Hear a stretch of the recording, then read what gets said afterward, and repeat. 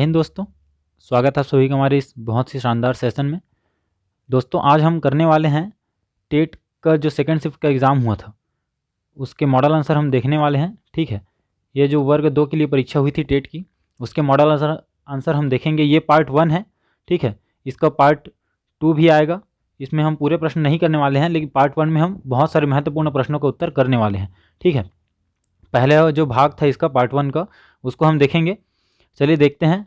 जो पहला प्रश्न था वह है बाल विकास एवं शिक्षा शास्त्र से। पहला प्रश्न है कि निम्नलिखित में से कौन सा संज्ञानात्मक क्षेत्र से संबंधित नहीं है पूछा है, तो इसका सही उत्तर रहेगा ऑप्शन सी। ठीक है, आप प्रश्न पत्र को मत देखिएगा कि इसमें टिक कुछ और लगा है, हम कुछ और बता रहे हैं, क्योंकि ये प्रश्न पत्र दूसरे का है। मैंने टेट परीक्षा नहीं दिलाई है, मैं टेट परीक्षा पहले क्लियर कर चुका हूँ।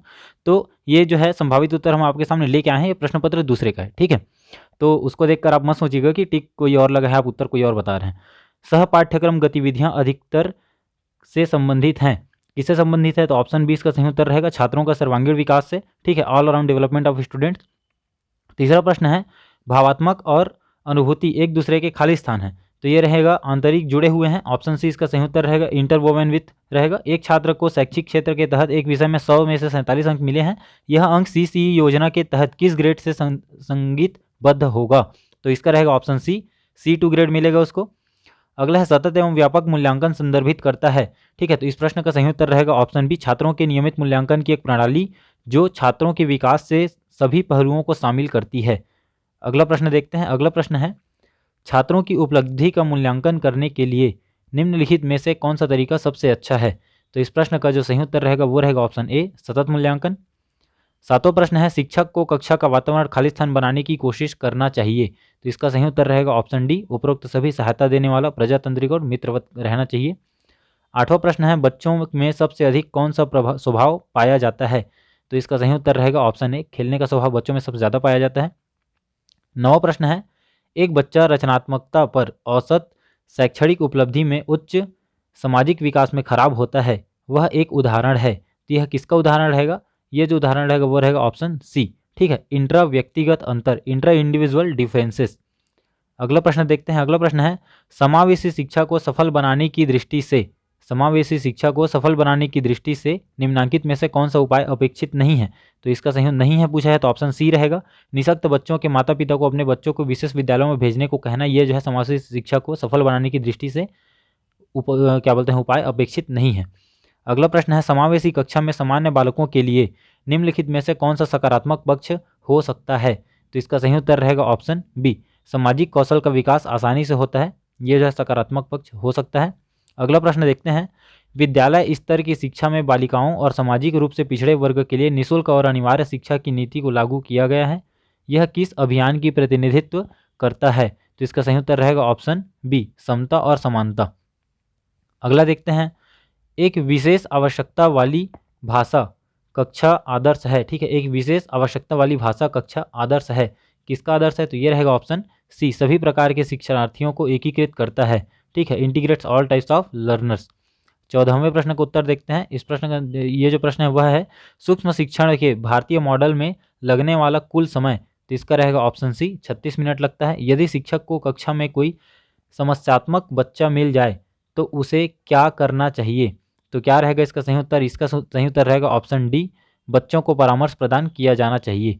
ठीक है, अगला देखते हैं निम्नलिखित में से कौन सा बालक के विकास पर प्रभाव डालता है, तो इस प्रश्न का सही उत्तर रहेगा ऑप्शन डी, इनमें से सभी, समाज, परिवार और विद्यालय सभी बालक के विकास पर प्रभाव डालते हैं। शारीरिक विकास का संबंध नहीं होता है, नहीं होता है पूछा है, तो किससे नहीं होता है, बुद्धि से नहीं होता है शारीरिक विकास का संबंध।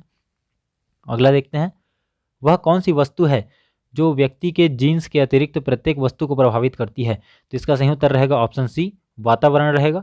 ठीक है, प्रतिभाशाली छात्र हैं, प्रतिभाशाली छात्र क्या होते हैं, ये होते हैं माफ़ कीजिएगा एक मिनट, प्रतिभाशाली छात्र क्या होते हैं, ये होते हैं अपने निर्णयों में स्वतंत्र रहते हैं, इंडिपेंडेंट इन देयर जजमेंट्स।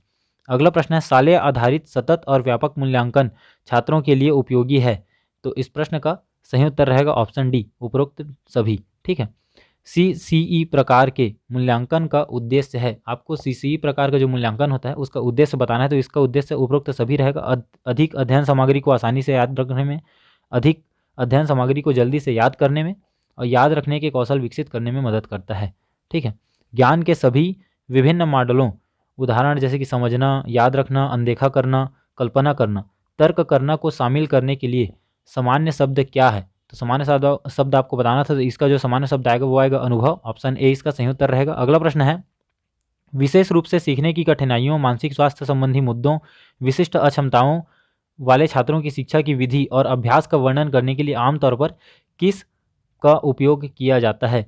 किसका उपयोग किया जाता है? तो इसका सही उत्तर रहेगा खास शिक्षा। ठीक है, ऑप्शन डी इसका सही उत्तर रहेगा। अगला है, निम्नलिखित में से किसे संज्ञान का कारक नहीं माना जाता है? नहीं माना जाता है बोल रहे। ठीक है, तो ऑप्शन सी इसका सही उत्तर रहेगा स्थान छोड़ना। निम्नलिखित में से कौन सी पद्धति निम्न दृष्टि बालकों की पहचान करने की पद्धति नहीं है पूछा है? नहीं है, तो ऑप्शन ए इसका सही उत्तर रहेगा कार्य निष्पादन परीक्षण। ठीक है, अगला प्रश्न है, विशेष आवश्यकता वाले बच्चों की शिक्षा प्रदान की जाए। विशेष आवश्यकता वाले बच्चों की शिक्षा प्रदान की जाए तो कहाँ की जाए? अन्य समान बच्चों के साथ की जानी चाहिए। प्राथमिक शिक्षा उनकी जो है वो अन्य समान बच्चों के साथ ही की जानी चाहिए। ठीक है, अगला है, निम्न में किस कौशल में पूर्व ज्ञान की परीक्षा आती है? निम्न में से किस कौशल में पूर्व ज्ञान की परीक्षा आती है? तो इसका उत्तर रहेगा ऑप्शन बी परिचय का कौशल। ठीक है, अगला प्रश्न है, कथन है, हमारे बीच ऐसे लोग हैं जो लंबे हैं और कुछ छोटे हैं और कुछ गोरे हैं और कुछ अन्य काले हैं, कुछ लोग पुष्ट हैं और कुछ कमजोर हैं, यह किस स्थापित सिद्धांत पर आधारित है? तो इसका उत्तर रहेगा ऑप्शन सी व्यक्तिगत असमानता। प्रत्येक बच्चा अद्वितीय है, यह कथन किस सिद्धांत को संदर्भित करता है? तो इसका सही उत्तर रहेगा ऑप्शन डी व्यक्तिगत विभिन्नता को। अगला प्रश्न है, एक बच्चा सौ और वाज तथा न्यूक्लियर और अनक्लियर में अंतर को नहीं पहचान पाता, वह पीड़ित है। वह पीड़ित रहेगा डायस्लेक्सिया से। ठीक है, ऑप्शन ए इसका सही उत्तर रहेगा। हिंदी भाषा के प्रश्नों को उत्तर देखते हैं हिंदी भाग का। तो पहला प्रश्न था कि स्वीकार करना, ठीक है, क्या है? स्वीकार करना। स्वीकार करना के लिए किस मुहावरे का प्रयोग होता है? तो इसका रहेगा लोहा मानना, ऑप्शन ए। मुहर लगा देना, मुहावरे का अर्थ होगा पुष्ट कर देना। भैंस के आगे बीन बजाए भैंस खड़ी बौराए, इसका अर्थ क्या रहेगा? मूर्ख को शिक्षा देना। ठीक है, अगला है, गेहूं के साथ घुन भी पिस जाता है, कहावत का अर्थ क्या रहेगा? इसके रहेगा बुरी की संगति में भले भी बदनाम हो जाते हैं। समास पद्धति किस भाषा की विशेषता है? तो ये रहेगा संस्कृत भाषा की।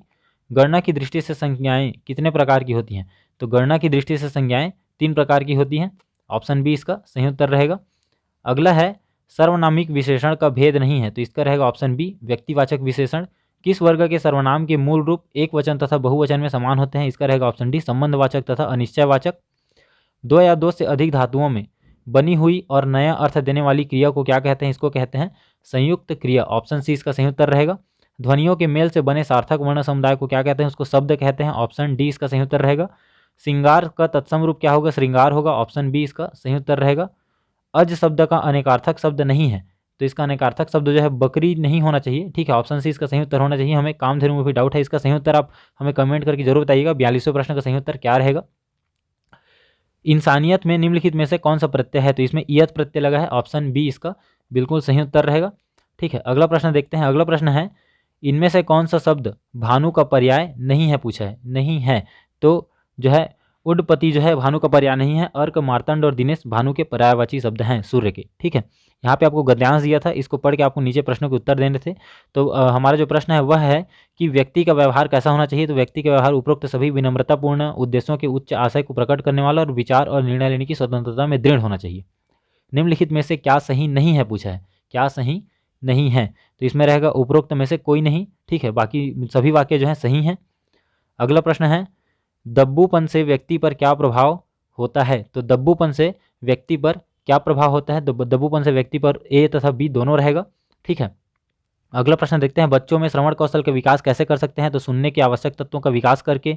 बच्चों में लेखन कौशल के विकास का अर्थ है, लेखन कौशल के विकास का अर्थ क्या रहेगा? उन्हें भाव एवं विचारों को लिखित भाषा के माध्यम से अभिव्यक्त करने की क्रिया में निपुण करना। पठन कितने प्रकार के से किया जाता है? तो पठन जो है 4 प्रकार से किया जाता है। ऑप्शन सी इसका बिल्कुल सही उत्तर रहेगा। कारक चिन्हों को कहते हैं, तो कारक चिन्हों को संस्कृत में परसर्ग कहते हैं। ऑप्शन बी इसका सही उत्तर रहेगा। पदबंध किसे कहते हैं? तो ऑप्शन ए इसका सही उत्तर रहेगा। जब एक से अधिक पद एक में बंधे हों तो उसे क्या कहते हैं? पदबंध कहते हैं। अगला प्रश्न देखते हैं। अगला प्रश्न है, वह पढ़ता है या मजाक करता है, यह किस प्रकार का वाक्य है? तो यह है संदेहार्थक वाक्य है। विराम चिन्ह की आवश्यकता होती है, तो विराम चिन्ह की आवश्यकता कहाँ होती है? यहाँ पे होता है उपयुक्त सभी के लिए। ठीक है, 1 मिनट। विराम चिन्ह की आवश्यकता जो है उपयुक्त सभी के लिए रहेगा। योजक चिन्ह प्रयोग होता है, तो योजक चिन्ह प्रयोग होता है दो या दो से अधिक शब्दों को जोड़ने के लिए। ऑप्शन बी इसका सही उत्तर रहेगा। निम्न में से हिंदी में अल्प प्राण महाप्राण का जोड़ा नहीं है, तो आपको पता होगा कि अल्प प्राण कौन कौन से होते हैं, वर्ग 1, 3 और 5 के शब्द होते हैं, और 2 और 5 वाले क्या होते हैं, 2 और 4 वाले क्या होते हैं, महाप्राण होते हैं। तो इनमें से अल्प प्राण महाप्राण का जोड़ा कौन सा नहीं है आपको बताना है, तो इसमें से जो सही उत्तर रहेगा वो आ जाएगा हमारा ऑप्शन बी, क और य। ठीक है, एक ध्वनि या एकाधिक ध्वनियों की इकाई को जिसका उच्चारण एक झटके में होता है उसको क्या कहते हैं, उसको कहते हैं अक्षर कहते हैं। ठीक है, ऑप्शन सी इसका सही उत्तर रहेगा। दाल पक रही है, यह क्या है, यह एक वचन है। ऑप्शन ए इसका सही उत्तर रहेगा। हिंदी में आधारभूत वाक्य कितने प्रकार के होते हैं, तो हिंदी में आधारभूत वाक्य जो हैं 4 से 21 प्रकार के होते हैं। ठीक है, तो हमें लगता है इसका उत्तर 4 होना चाहिए, 4 से 21 प्रकार के होते हैं तो इस आधार पे, लेकिन सही उत्तर इसमें हमें थोड़ा सा डाउट है। ठीक है, और यह भानुदय का संधि विच्छेद होगा, तो भानुदय का संधि विच्छेद क्या होगा, भानुधन उदय। ठीक है, इस प्रकार से हमने प्रश्न क्रमांक 1 से 60 तक के उत्तर देख लिए हैं।